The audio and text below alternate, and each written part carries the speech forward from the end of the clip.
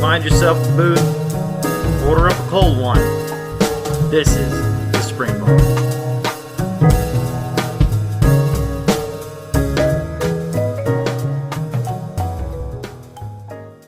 Spring Bar Podcast, episode 21. We're able to drink. Take one. Hey, everybody. Welcome to Spring Bar. Glad to have you here. I am Florida Mike. Today, sitting with my co-hosts, Joe in the OC, and the return of KC. Gentlemen, how you doing? Nice to see Casey's forearms again. Nothing And the Caravel sign is back. Yeah, right? Yeah. Right? Check out the gun show. Look at that. Welcome back, KC. You don't even want to see the right one. That one's slightly larger? Yeah. Daddy, Yeah. what does that mean? I don't know. I need to Well, be you more were gone? ambidextrous is what that means. You were gone for what? 6 months? 5 months? Yeah. 5 months, might as well have been a year. That shit sucked. So, give us a quick rundown of all your experiences. How was that? Shit, man. All right, I'm gonna try to keep it real quick. Because I do plan on doing some more content on my YouTube channel to kind of like go through military mentorship. So for people who are considering possibly becoming Army engineer officers, it was crazy. So I would recommend that you actually are a degreed engineer from college if you're going to do this, because it is super math intensive, but it's also extremely physical. So like our first 4 months of engineer officer basic is combat engineering. So you're going to be out rucking, shooting. I got some photos of me blowing up. It was a total of 80 pounds of cratering charges, which blew like a huge crater in the earth and all this stuff. So you go and learn everything that it takes to blow up roads, trees, bridges. Then you move into how to repair everything you've messed up. So, let me stop you there real quick. That 80 pounds of explosives, is that when you broke your phone? No, that was different. Oh, that was a different explosion. That was different. So actually, that was what broke my phone. Is much smaller and nicer. It doesn't really kill you. So we were on this. The culminating event of the 4 months is you go out and you lead a platoon through missions. And this particular mission that I was the platoon sergeant for, we ended up in a minefield, and which is really cool training. Thankfully, it's like non-lethal, but nowadays we don't think about minefields as much because our adversaries didn't really have that at their disposal. But now we're facing near-peer adversaries, and Mother Russia has minefields. So it was very interesting. Next thing you know, we hear like explosions going off. People are getting tossed around. I got tossed around. And I'm like, holy shit. Yeah, it was pretty cool. What's a non-lethal landmine? It's just a lot of like, I don't know. It's a smaller charge. Does fluff come out of it? It's just, yeah, pretty much. Well, I mean, kind of, yeah. So it's like a paper charge.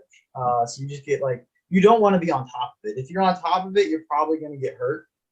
But, you know, that's the price of good training, I guess. Well, okay. Wow. We'll chalk it up to a learning experience. Yeah, Wow. it's like, yeah. Next time you'll look where you step. Wow. Yeah. Well, we're glad you're back, man. Well, yeah, sounds fun. But I actually didn't do too bad for a non-math guy, because the last month was soul-crushing math. I ended up placing 4th in my class out of 40. So I was just going to say, you graduated with some type of honors, right? Yeah, I was the Distinguished Honor Grad.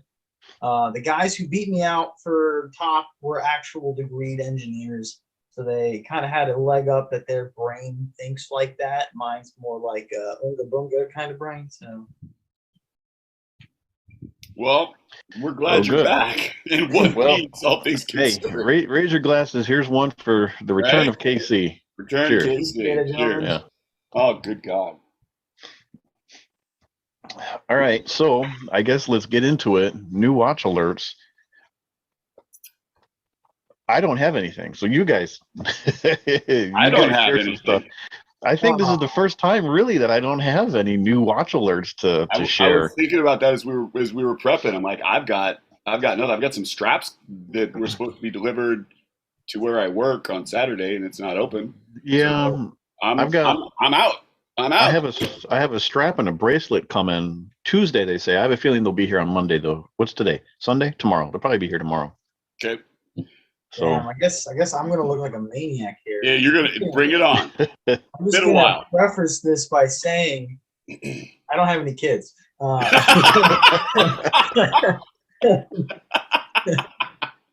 Do it. Come well, on. this is one of them here. Let's see if I get good. This is a Rolex 1500 Oyster Date. Yeah, they're cheap. You know, cheap for Right. somebody without kids. It's the cheap Rolex versus a bubble back. Yeah, it's I love it. And with my 6.5-inch wrist, oh man, it works for me all day, every day. This guy, I was super stoked about this one. This one's my little like graduation gift to myself. 14 karat solid gold. Not gonna lie, I like that one. Yeah. Okay, well, so do you like that more than your Tudor? Dude, man, all right. Right? No, hang on. R.I.P. to the Tudor. 4-1 out for the Tudor. Oh, what? Uh-oh. The Tudor's hanging out with the Speed Sonic. Oh! Okay. Yeah. All right. So explain what that means. Oh! I gotta take a knee. All right. So I've lost 3 watches. All right. So 3? What? yeah. Okay. We only know of 2. What's the third one? Okay. So I'm what? leaving Fort Leonard Wood, and I was like 100% confident. I packed everything. Like I'm solid. I'm good. I'm gone. I come back here. I'm like, where's my watch box? What the F? I had my Speed Sonic, my gold Tudor, and my Seiko Kinetic Gray Ghost in there. Oh man, Jeez. I have no idea. You know, I'm calling them frantically. I'm calling the hotel, and the hotel's like, yeah, room service haven't seen anything. And in all honesty, if I was room service, I wouldn't have seen nothing either. I wouldn't have seen a gold Tudor. No. Yeah. Oh, So- dude, that sucks. What I'm trying to like cheer myself up by saying is like I'm really hoping that these cleaning ladies are cashing that in and making the most of it. I don't know if they're cashing it in. They're giving it to their son when they get home. Like, here, look what I found. Play with this. God, I hope not. Maybe that's. You know what? Maybe that's some young boy's first watch. No, dude. That's an excellent way to look at it. Yeah. So you never know. I picked up this guy like dirt cheap as a project watch, but it really didn't need anything other than battery. Okay, talk about that one because I don't know what the heck that is. It's That's it's weird. an Omega Speedmaster Quartz. It's a Casio Omega. Yes, exactly. Yeah, pretty much. I mean, it's just a freaking digital watch that has Speedmaster printed on it. Now, if you open up the case back and look at the movement, it's got Omega branding and whatnot. But we all know that's like taken from Casio. So I didn't even pay that close attention to it when you posted it. I guess it says Speedmaster on it. Yeah. Yep. Really? Red text on the bottom, Speedmaster Quartz. No kidding. And then it's got that semi-integrated bracelet, which means you can't find another one ever. Yeah. Thankfully, you can put spring bars on there and, weave a NATO on there. Yeah. And the last pickup is this Bund field watch. That's I like that one too, though. I really do like that one. Issued by the German army for Look at that. Iraq and Afghanistan campaigns. Yeah, Pretty I cool. think that's a really okay. So I've got This one's It's not- NOS. it's not exactly a value proposition thing, but I think that the analog digital, I think we're going to be seeing a lot more of those in kind of our vintage market space, and I think that might be something worth picking up. Yeah. No, Like, I agree. I've If seen you get some one that really works stuff. and pick it up, or you can find one that you might even be able to service. I'm considering a couple right now, to be absolutely honest. Any Parallel digis? mobile. Really? You think Yeah, those yeah. are going to start making a comeback? I think that they are just funky enough. Yes. And I'm basing this off of my gut because I really, really liked the Caravel 666 styles when they were cheap as hell, Mm. and I didn't buy any of them. And now I'm kicking myself in the butt. So are we dispensing Spring Bar collecting uh Recommendations? foreshadowing? No. This is Because not. nobody listens to us anyway. So I'm out here prognosticating into the wind. So if you are thinking of buying an Anti-Digi, don't do it, because No. it's not going anywhere. All right, so wrists and glasses, gentlemen. Joe, what do you got? I am wearing my Casio DW5600 on Perlon with the tactical retainer. The KC special. The KC special, courtesy of our friend KC for giving him some help with some Omegas. And in the glass. All right, so what's on your wrist, Casey? I'm wearing that Rolex 1500 silver dial, all silver on the black NATO. Just makes it's all watch at this point, especially at 34 mil. If you can drag more attention to the watch, it wears bigger. I love it. The NATO strap is always really interesting for those good dress pieces too. It's a like you think it wouldn't work, and it really kind of does. Yeah. Mike. I am wearing, since we're talking vintage watches today, my 1969 Bulova Oceanographer L. Oh shit. No, there it is. I like that one too, though. But that's because I got one. It's you have one, yeah. My gold Rolex is 69 as well. Oh, is it? Yeah. Very cool. That's nice. Yeah. Mine's not. Yours is not. Yours is a 6.9. I'm drinking actually the same beer that I had last episode, the same 6-pack. You gotta talk about you and your drinking or lack. Well, you know what? It's been a busy week, and I really haven't been around a whole lot, and so. Which is all the more reason to drink more. I'm sorry, man. I'm sorry. So for those of you who have good memories, it's a blue moon, and you're gonna have to put in the comments below exactly what kind of blue moon I'm drinking, because I don't remember what it's called. It's just a blue moon something. mango wheat, is it? Maybe, I don't know. It's good. Mango wheat. Mm. It's a Florida thing, Casey. I don't get it either. I don't know. So, actually, this is what the hell I'm drinking. I totally forgot about that. Freaking. I totally forgot. Well, it's okay. I've got Jim Beam rye, so that's fair. Nice. So what's on tap, gentlemen? So on tap, we're talking why we like vintage watches so much. Yeah, I mean, what else is there to intro to that? We're all three vintage watch guys, and there's got to be a reason for it. Why we choose vintage over modern. And I figured it would be kind of cool to just explore that. Maybe we'll all have the same ideas, and maybe we're going to have 3 different sets of ideas. So I don't know. So, all right, well, then let's launch into it this way, because KC, you just showed off a really, really solid assortment of vintage.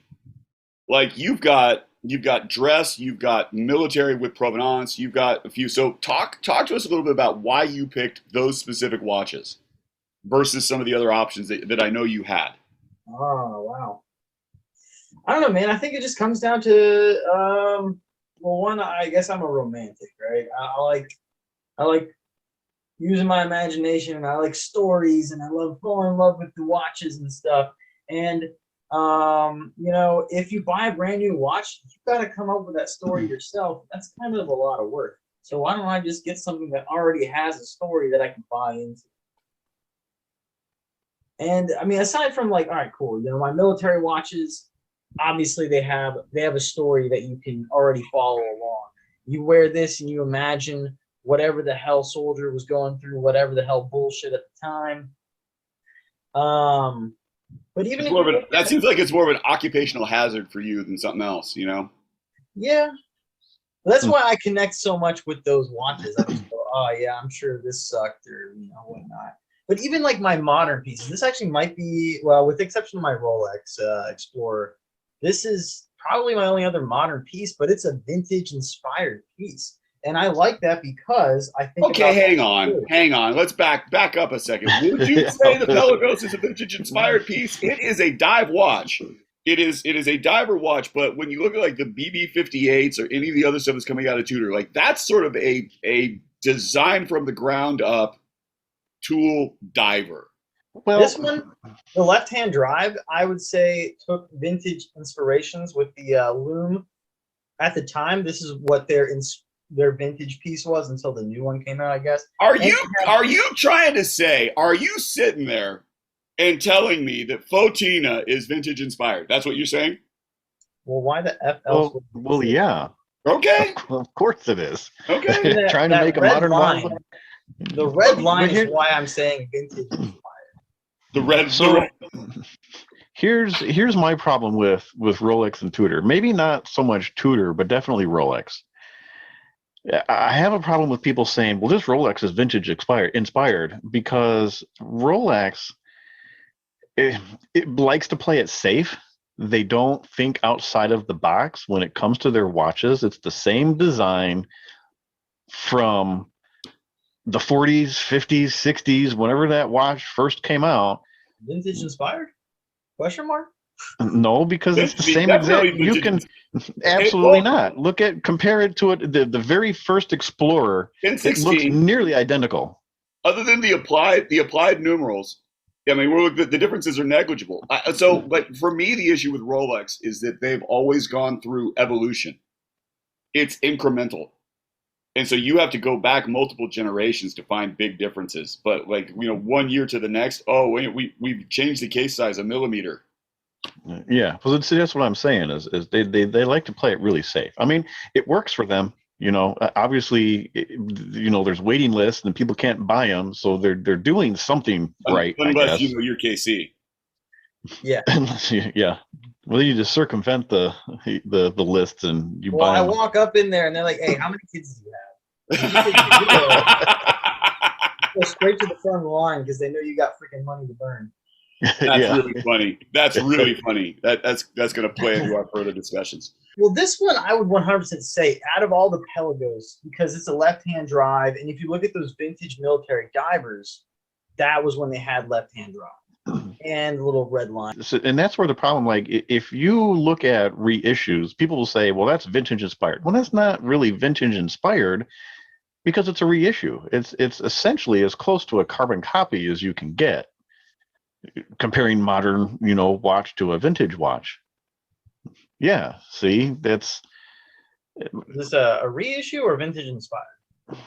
that's going to be a reissue to me. So it's hard. I mean, I would probably agree just because it's so close to the real thing. The ones that have the weird red text on it, I'm like, is that vintage inspiration? Because you're not following 100%. I don't know.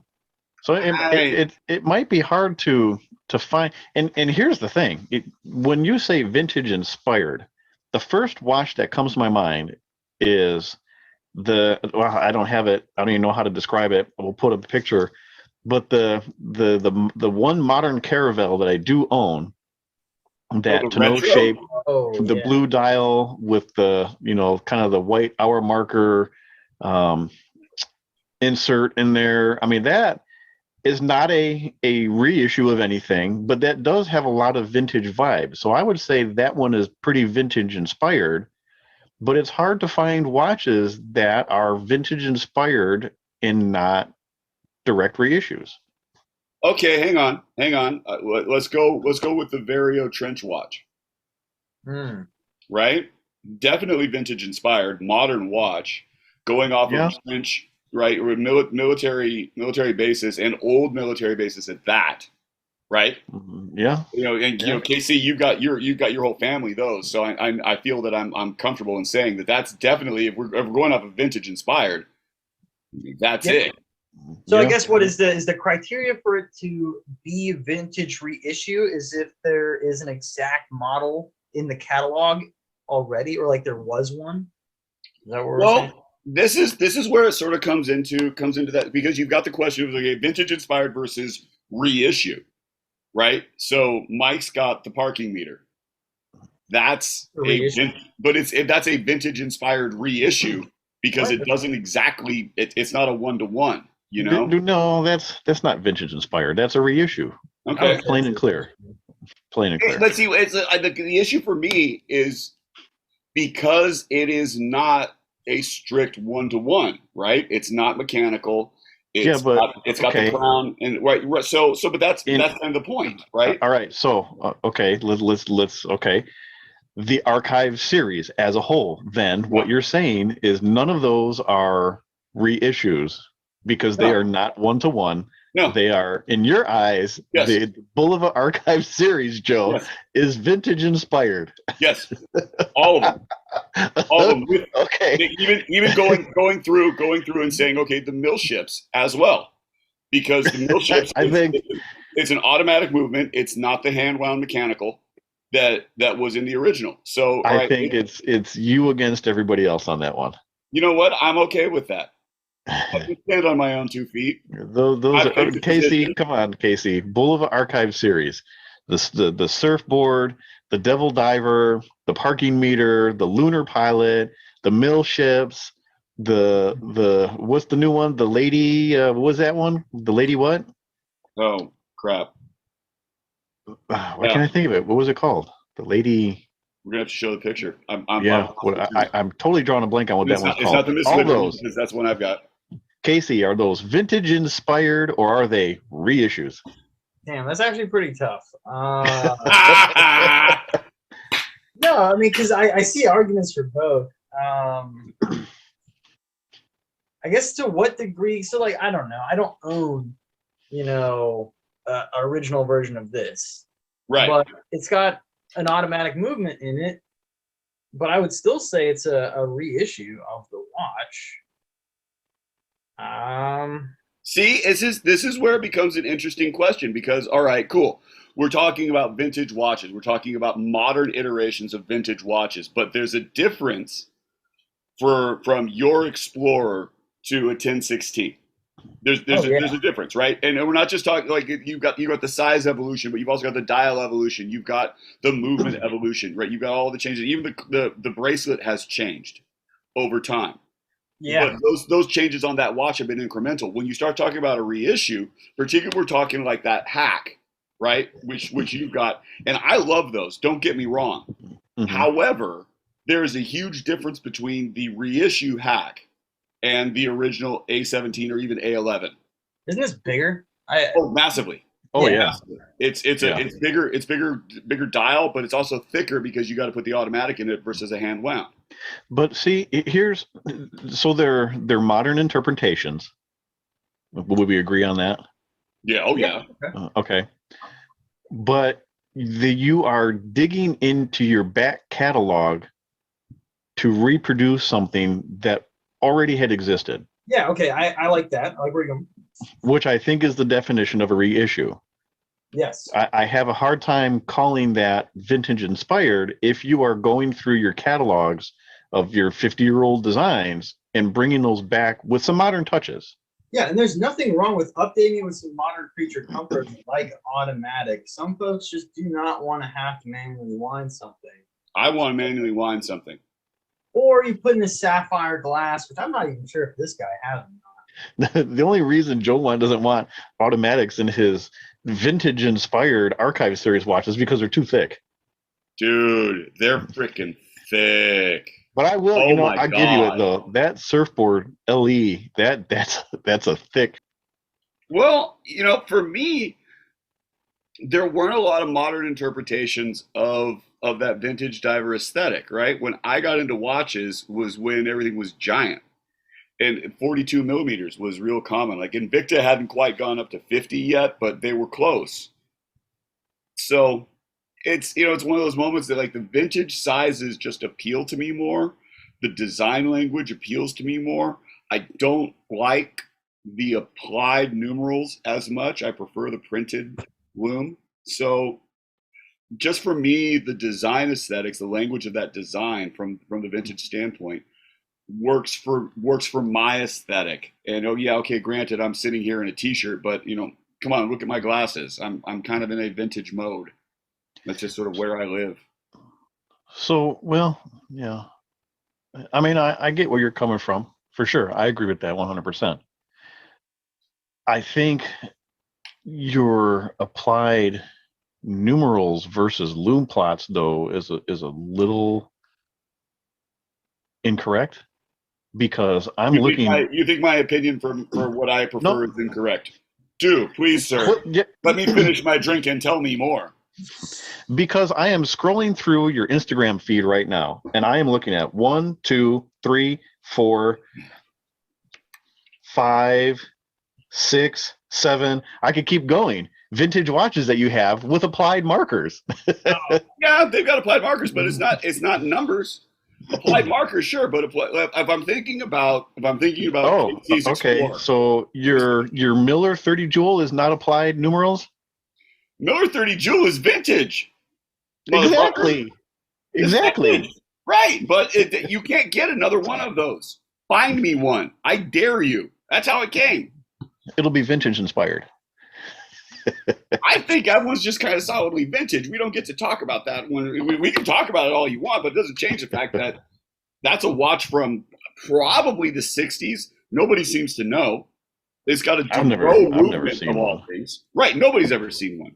Yeah. It's like a stencil watch that the Miller Jewelry Company put their name on. I'm sure you can find a bunch of others that have got somebody else's name on them. 30 Jewel, unbreakable mainspring, Inca block, blah blah blah. It's like a 34 millimeter goldish watch. Yeah. What's goldish? Goldish. Well, it's kind. It's like what your Tudor was. Kind of, yeah. It might be a 10 karat plate, maybe. If you And the only reason why I sought out a solid gold one was how chewed up that stupid gold cap was, and it just ruined the whole thing for me. I hated looking at that, knowing that there was no way I could fix it. Oh no, that's incorrect. You could fix it. But yeah, more than the watch, though. It would cost you. It would totally cost. Yeah, no, F that. And I bet you it still wouldn't look right. There's no way. No, Yeah. it wouldn't. So like if we take Casey's Explorer as a case in point, for me, even looking at the reissued Ranger, I would prefer that to the modern Explorer, just from the applied numeral standpoint. Probably because of the butt plug hands thing. I know you got a thing for that. That's my personal choices, Casey, and I think that you need to respect that. So I think I'm looking at vintage watches a little differently than I think probably you two. I love the design. I love the color usage. I love the out-of-the-box thinking. I love the stories that go with them. Okay. All of that goes into why people generally like vintage watches. The difference is I'm a car guy. And why that needs to be said is when you're a car guy and you get into vintage cars, most of the time you are trying to restore them into original condition or better than original condition or customizing them in some way or another. And that is where I land. It drives me crazy to have a vintage watch that's all full of scratches and dings, which is why when I get one, which is why I got into refinishing cases, because I love the vintage watch and the story and the things that it's been through, but I want it to look as close to new as I can get it. So, all right. So I think we've kind of touched on a few different things, but let's talk about this idea of permanence. We're talking about the vintage watch world. So the thing that I kind of want to talk around and that I want to sort of bring up for the fact, like if we talk about vintage watches, they were not designed for 50 years later. The vintage world didn't exist when these watches were made. Nobody thought about it. Nobody considered it. Nobody even brought it up. And it wasn't until relatively recently where, Patek has their tagline, you don't really own a Patek, you just hold it for the next generation. That kind of thing. But let me ask you this question. So let's say, so you're saying watches that are 50 years old, so watches from the early 70s, they didn't design those with being vintage in mind.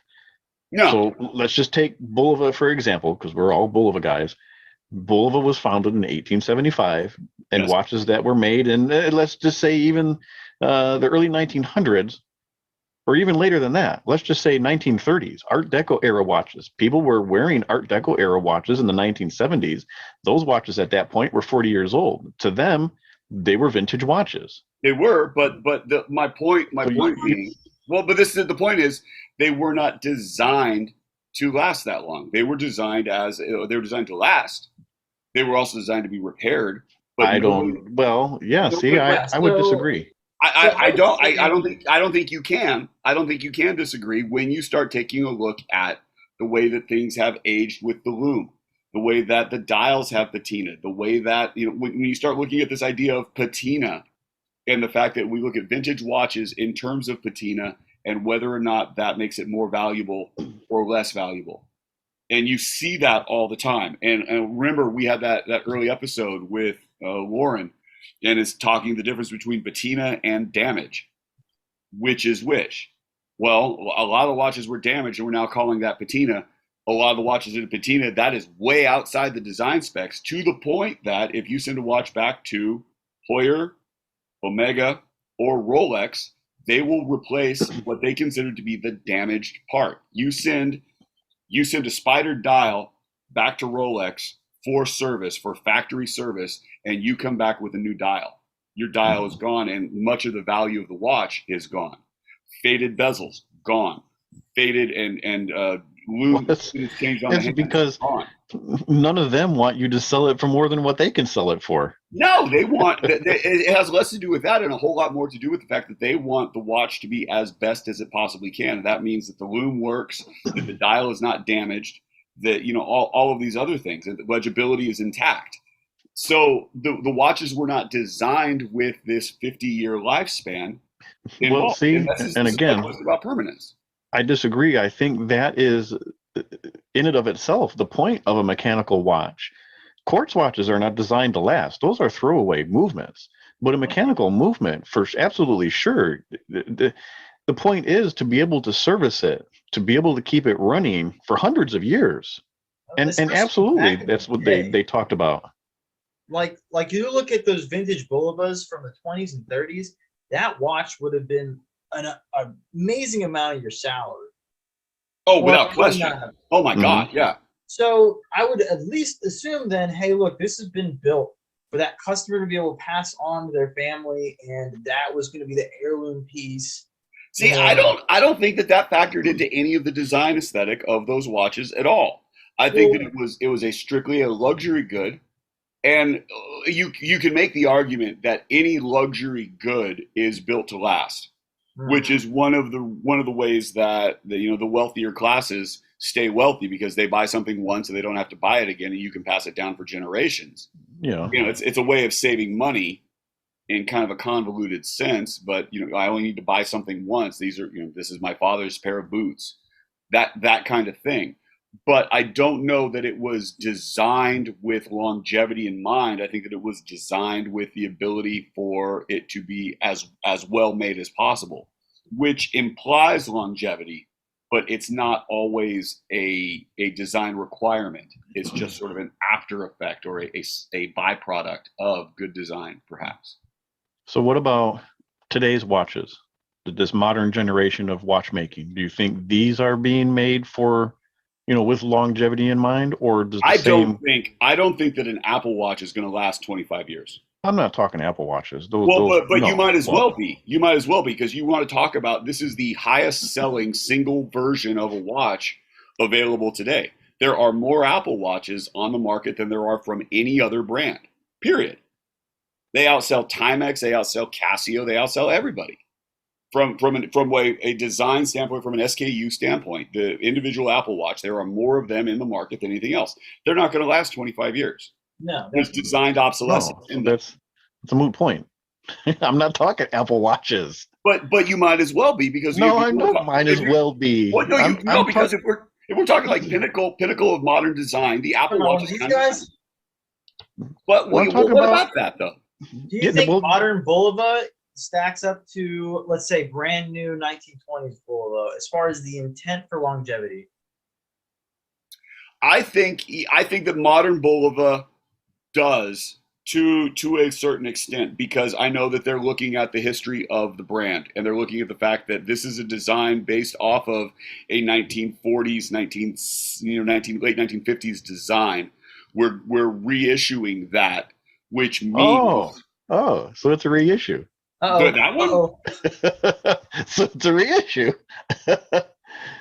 They consider it part of their reissue series. I don't, but that's beside the point. We're reissuing safety. But yeah, right.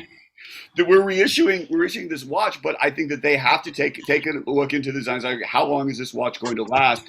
Will it be repairable in 25, 35, 45 years? Absolutely, will it will. be able to work on it, you know? For sure. And I know that the Apple Watch nobody's looking at that way. Well, no, because an Apple Watch, Apple Watch is technology.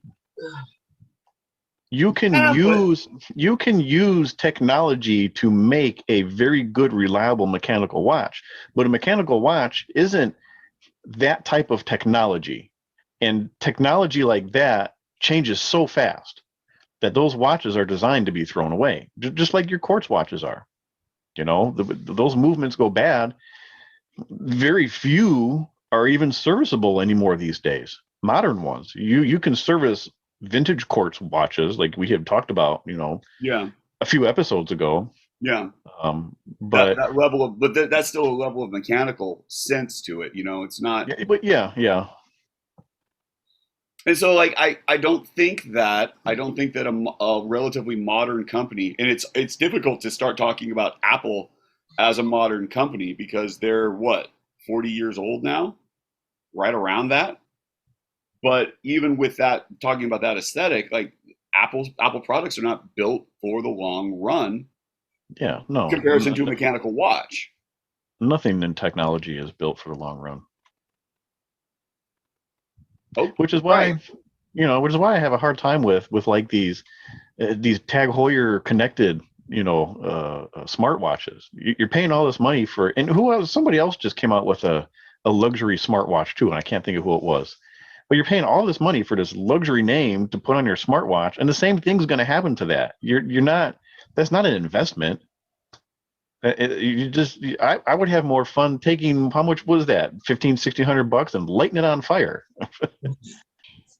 New old stock though. Okay, so back to the conversation. I feel like we need to do an old Batman, like a. Meanwhile, on the Spring Bar podcast. Yeah. This watch is what I would call new old stock. All right, but what defines new old stock? Let's go there. So for me, I pretty much unwrapped the watch. That way, in my mind, I was like, all right, look, no one else has used this watch. I'm literally peeling this, and it's from, well, I don't know if 2005 counts as vintage yet, but not for 2 more years. 20 years is supposed to be vintage. But let's call it that. Let's so you took the plastic off of it. Yes. Yep. Okay. Which means that you're talking about a piece that had been produced, put into a drawer, but never issued. Yes. Okay. So I'm thinking also about my green dial snorkel, the 666, that didn't have plastic on it, didn't come with box and papers, but had never been opened, it may have been worn a couple of times, but probably not. The watch has got no play in the bracelet. Every angle is completely sharp. It's, so that one, and then I have the Jetstar D, and I also have the gold 666. Yeah, right. Okay, so yours, see, and that's, I mean, it's a gray area between what is NOS and what is NOS condition. If it doesn't have stickers on it, or does that fall in NOS condition? If it doesn't have the original box and original papers to prove,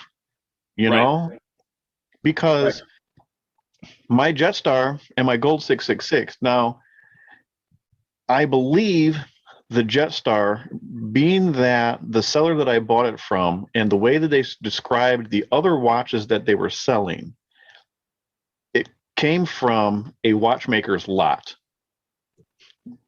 And to me, it seems like a watch that either he bought new or somebody had bought and he had acquired it, and he or she had acquired it in some manner, and it sat, because there is not a mark other than some small, like you wiped it with a cloth and a piece of dust left a little mark or something on it. There's no scratches, there's no marks, there's no nothing.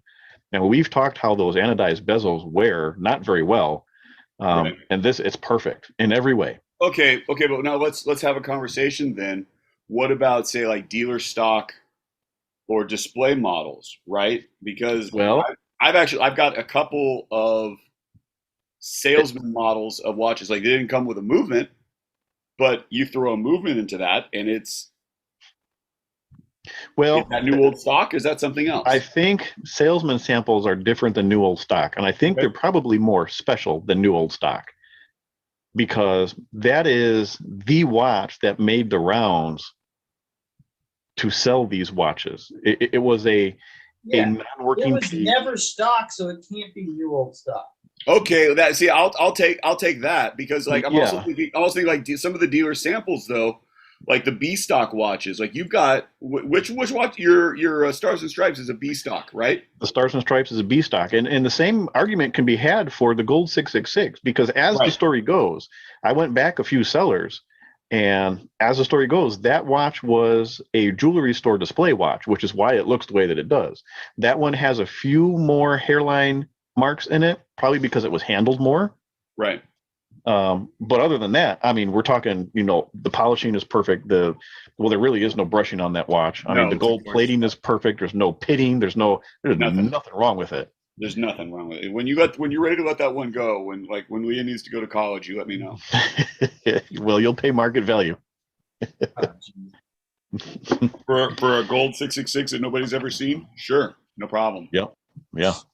Market Exactly value is going to be whatever I say it is. Yeah. I am the market. It's a weird, like, so what is new old stock? Is it like Casey's Boon there, where he peeled the stickers off of it? Or are we assuming a story and calling your green dial a new old stock? Ooh.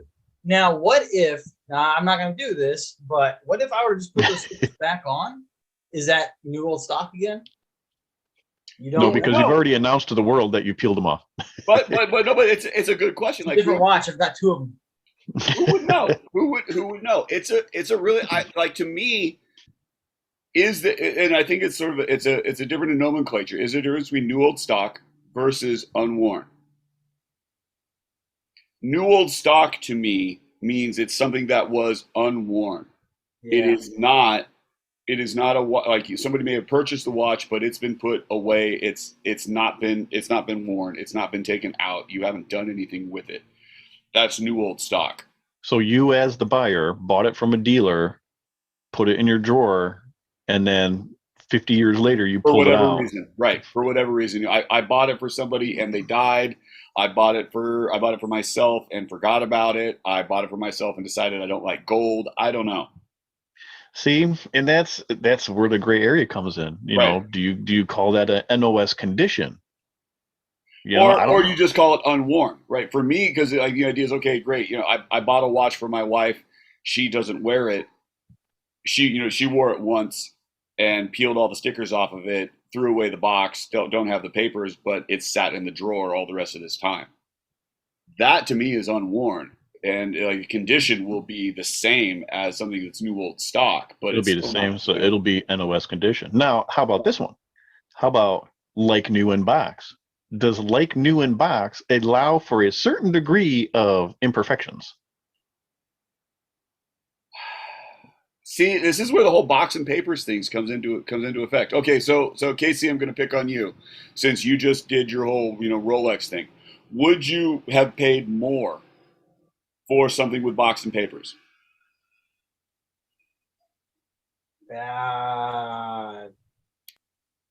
No, yes, no. Well, the market dictates that you would, but would you be Yeah, willing to?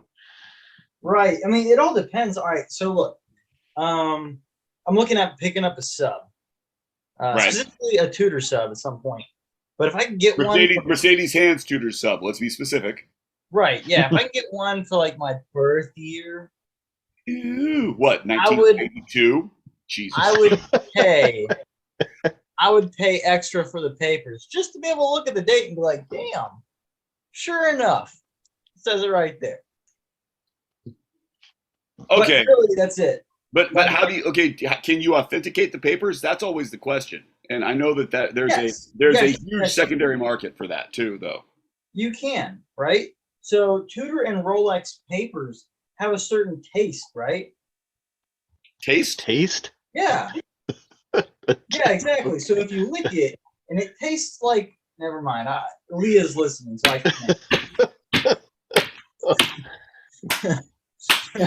It tastes like sauerkraut and regret. Absolutely, that's exactly what it tastes like. If it tastes like bamboozle, then you got it. Oh, Oh, my heart.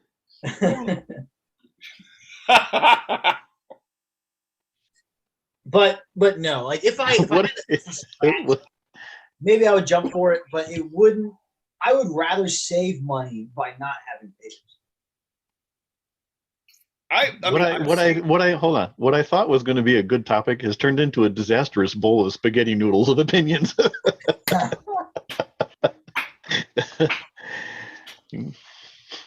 The outtakes are going to be glorious. Yeah.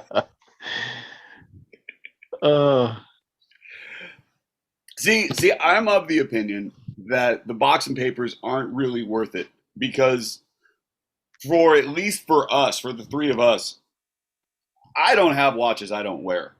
Yeah. I have watches I don't wear that frequently, but I wear them. They're all like everything. I don't have a safe coin. I don't have an investment piece. I have watches that's in the case.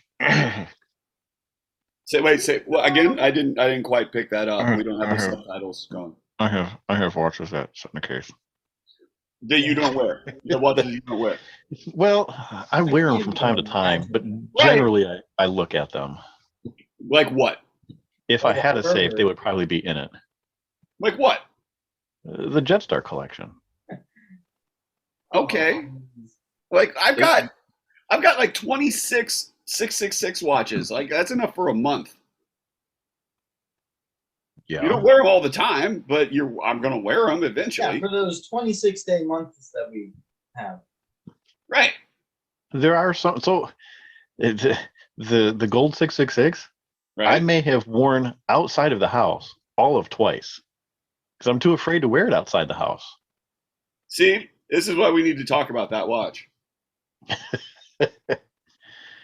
It's like when you wear your green dial snorkel to work, I'm like, I die a little bit inside.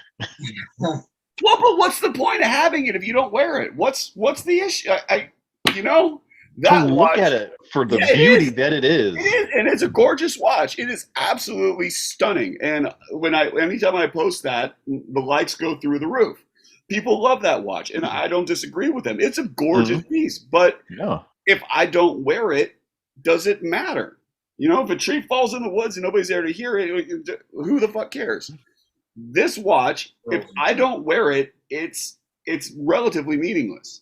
And that's my opinion. Okay, that doesn't mean that I'm going to go out and go, change the oil in my car and chop down a tree and deliver a cow wearing that watch. But if, okay, granted, I don't wash the dishes wearing that watch. If you do, that's just the story for somebody who buys it 50 years from now. Nobody's buying that watch 50 years from now. I think we should move into our last calls. Mike, what about post office insurance, huh?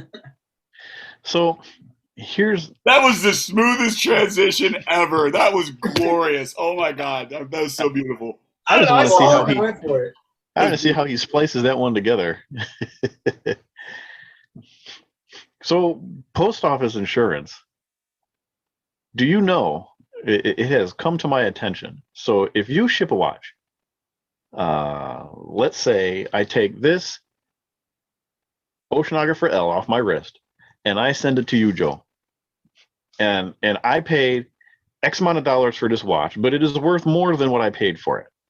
And I insure it for, let's say, $666 for the sake of argument.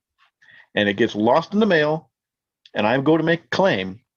I cannot claim the value of this watch. I can only claim what I paid for it because that's all you can prove. So you have to come with receipts?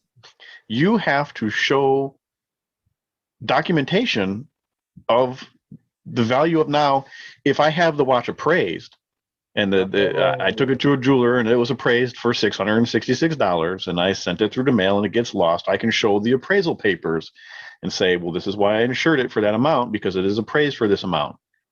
But not having it appraised, if I send it to you to get a service or you want to try it or whatever the case may be, and it gets lost, I can only claim the amount that I paid for it that I can prove. That makes sense. So it's ugly, but it makes sense. It makes sense. But how many people don't realize that and send the stuff through the mail and insure it for what the value should be, not knowing that you're paying essentially for something that you can't use at that point? So the part that comes up, I'm thinking about eBay sales for the most part. And like anything that you sell via eBay, if you want to insure it for that value, you're set, you're covered. You're set. Well, but recently though, I sold a watch through Instagram, and I sold it for what it was worth. But I insured it for the minimum, like you ship it next day or 3-day air with a priority mail, and it's $50 free coverage. Shipped it to the buyer, and he got it, and he's like, "Hey, should the dial be angled?" I'm like, what the hell happened? He got that $50 insurance though, and it meant he could get the dial fixed, so it worked out. But like the sort of the moral of the story is try to insure for whatever the sale was, basically, because that way everybody's covered. You're covered. The buyer is covered. Their money is safe.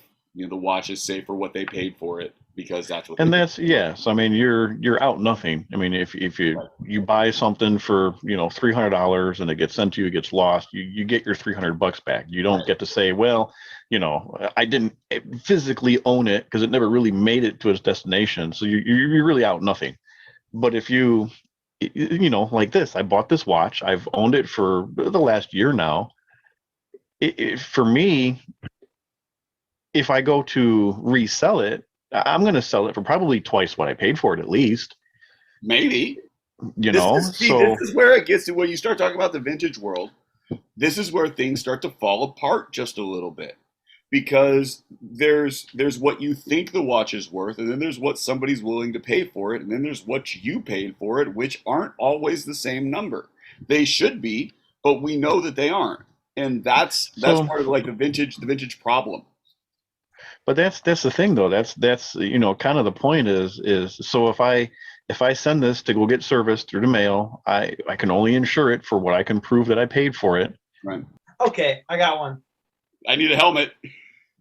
So this is not watch related, but kind of interesting. So are you guys familiar with the National Defense Service Medal? No. Okay, and that makes sense because why would you?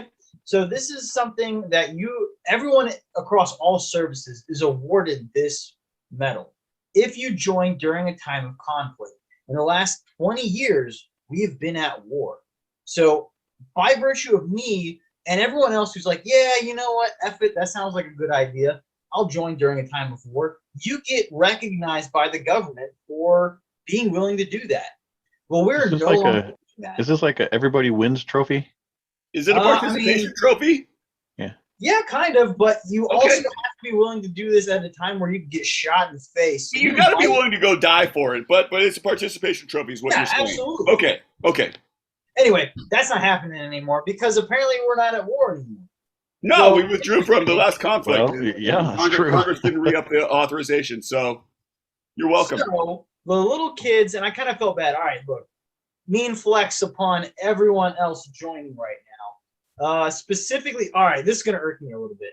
The brand new butter bars that I graduated my school with. Right. All right, so I'd already done 4 years enlisted time, was a non-commissioned officer, so I already had like ribbons aplenty. And these kids are showing up and they haven't done anything, so they don't have anything, but they still got it because they had the courage to join during a time of conflict. Well, these next generations will have like nothing on their uniform because they haven't done anything yet. So interesting. Does it really mean anything? No. Ribbon does not replace your life, but it makes you look cool, and maybe it'll get you a date. But that's what it's all about. Exactly. Now, just hang on, because I'm certain. You wear it when you go into the AD, and it gets you up in the line a little bit. Oh, did you think about that? You didn't even think about that, did you? You didn't even try to dress up when you. Oh man, you should have done that.